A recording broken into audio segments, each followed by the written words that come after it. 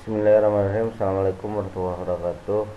Pada pertemuan kali ini kita membahas tentang TIK, Teknologi Informasi dan Komunikasi, yang pada dasarnya dulu tidak pernah ada, sekarang sudah muncul lagi dengan nama Informatika.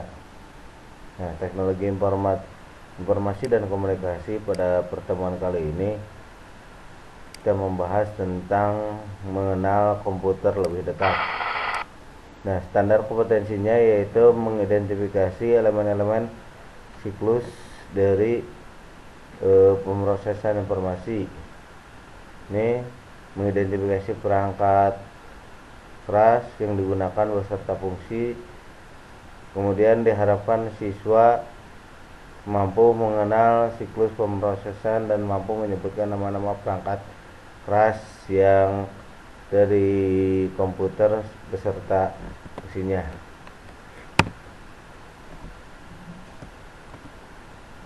Nah, definisinya itu dari definisi komputer, definisi siklus, kemudian siklus pengolahan informasi, kemudian macam-macam hardware, kemudian acuan menambah pengetahuan.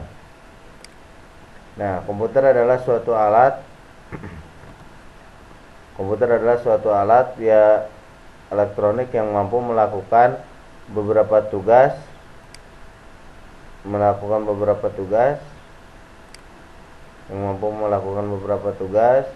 yaitu menerima input sesuai dengan instruksi yang diberikan, menyimpan perintah-perintah, kemudian pengolahan, serta menyediakan output dalam bentuk informasi. Komputer adalah sistem elektronik untuk memanipulasi data yang cepat dan dirancang dan diorganisasikan supaya otomatis, secara otomatis menerima, menyimpan data input, memproses, dan output. Nah, ini adalah sebuah tampilan dari proses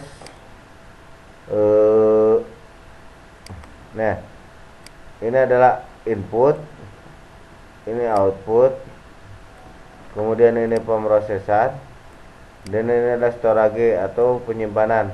Alat input biasanya keyboard, mouse, kemudian output, monitor, kemudian ini kenapa bergerak-gerak? Ini posisinya ada pemrosesan, ini bisa disebut dengan CPU. Nah, CPU bersama dengan ini nih, CPU-nya nih.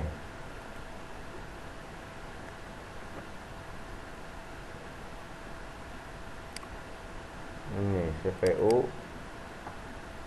Nah, ini CPU. Nah,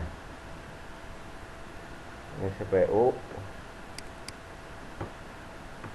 Ini gambar tampilan dari belakang proses yang dinamakan dengan CPU. Nah, ini CPU.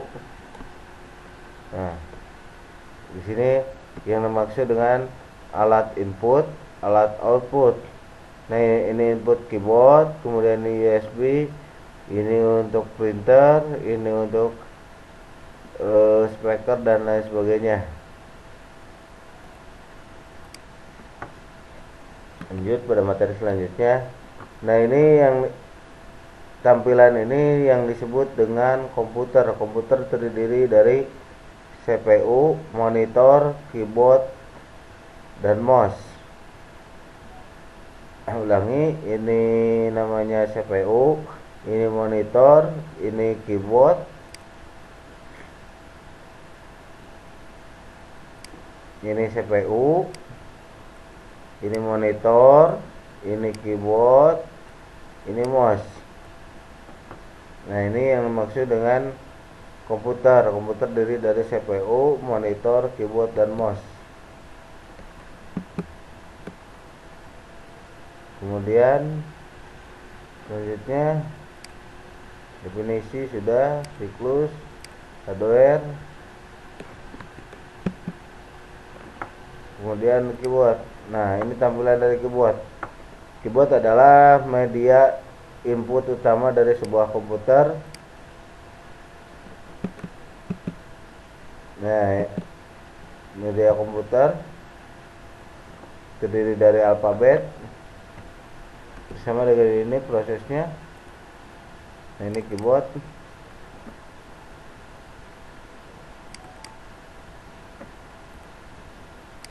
Nah, ini keyboard nih.